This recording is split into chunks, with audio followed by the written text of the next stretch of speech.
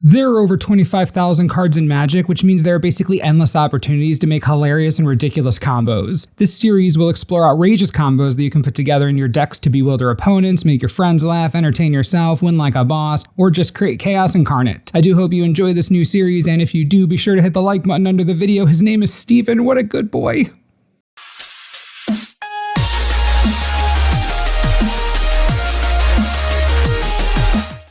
The first combo we're talking about today requires Bant colors to work, and while it is known, not enough people are using it considering just how dang funny it is. We start with Doubling Season and Wheel of Sun and Moon on the battlefield enchanting yourself. So at this point we benefit from two very important things. First, if an effect would put one or more counters on a permanent you control, it puts twice that many counters instead, and if a card would be put into your graveyard from anywhere, instead reveal it and put it on the bottom of your library. It's also important to remember that with Doubling Season on the battlefield, Planeswalkers enter the battlefield with double the counters on them.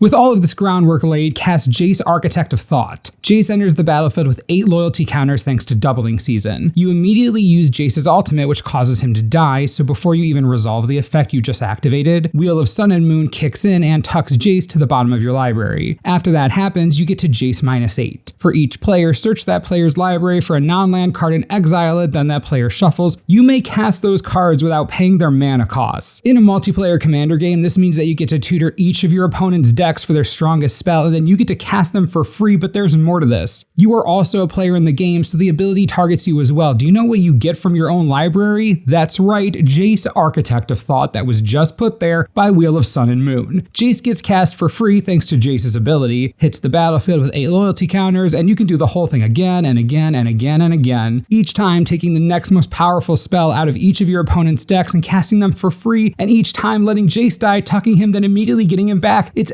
actively hysterical. And what makes this combo so strong is that these 3 cards aren't that difficult to fit into a deck together, so you don't even have to work very hard to pull the combo off. Especially in a format like Commander, enjoy ending the game by stealing all your opponent's everything and making them so sad.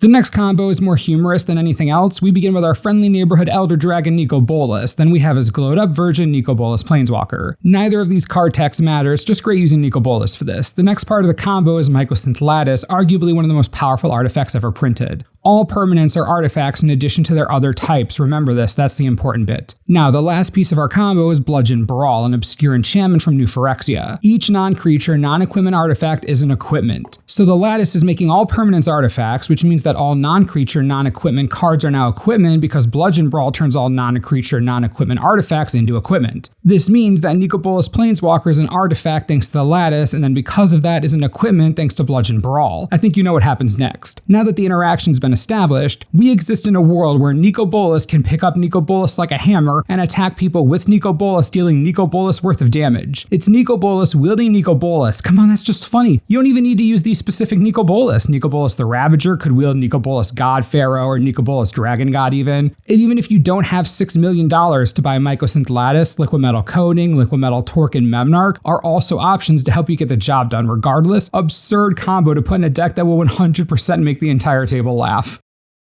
You know, we can go even further with Bludgeon Brawl now that I think about it. Say hello to Volshock Battlemaster and Armory Automaton. These cards suck up equipment like Moroku from Inuyasha using Wind Tunnel. Anyways, Bludgeon Brawl doesn't only affect your permanents, it says each non-creature, non-equipment artifact, each, on the entire battlefield. So when the Lattice is in play, all permanents that everyone controls are artifacts. And then Bludgeon Brawl turns all non-creature, non-equipment cards into equipment, all of them, literally everything. Which means that when you then cast Volshock Battlemaster and the enter the battlefield trigger demands you attach all equipment on the battlefield to it, that's right, you get all permanents on the battlefield that aren't creatures, lands included. Now control does stay with the original owner, but basically the entire play area becomes a stack of cards underneath your Volshock Battlemaster. Tell me that isn't one of the weirdest interactions you've ever seen, and the worst of it is that we can go even further, but in a really, really degenerative way. Now that the entire battlefield is equipment and all of it is on one creature, Awaken the Sleeper, Blast Firebolt, Strip Bear, and Turn to Slag, board wipe all non-creature permanents. Even worse beyond that, Murderous Spoils, destroy target non-black creature, it can't be regenerated. You gain control of all equipment that was attached to it. You gain control of everything. Maybe I shouldn't have talked about this. This is getting more toxic by the second, and not like Skrelv toxic, which is adorable, but more like Toxic Deluge toxic, which is just mean.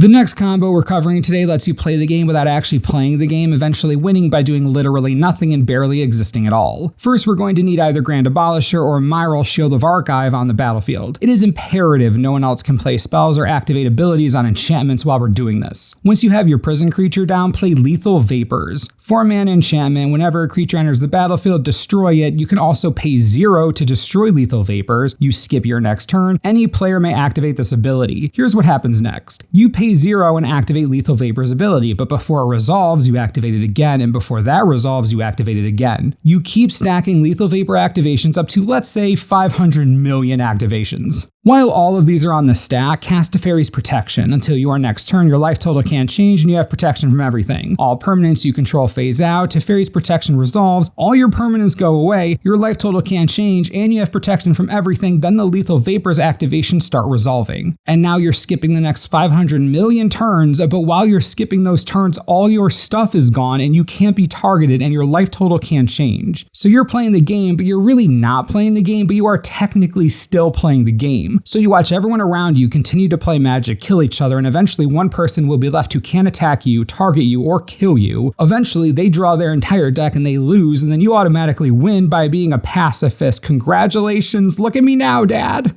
There are ways around this combo, like non-targeting mill effects or cards that stop your opponent from decking themselves, but if they don't have something like that, you could play this combo, have a nap, then wake up to find out you've won the game by doing almost literally nothing. It's honestly beautiful, it's gorgeous, I love this game sometimes.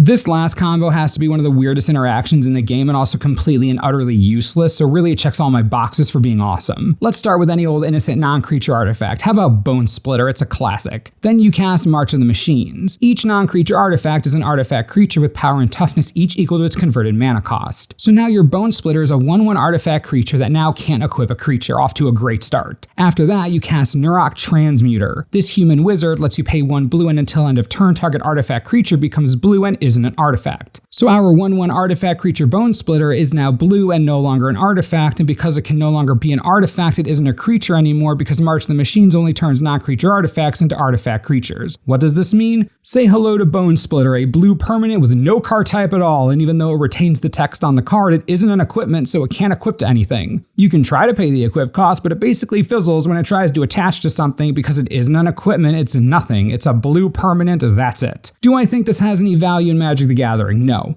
I don't. But if you ever want to confuse the heck out of your friends or give them a thought puzzle of some kind, you are welcome. Say hello to a blue permanent.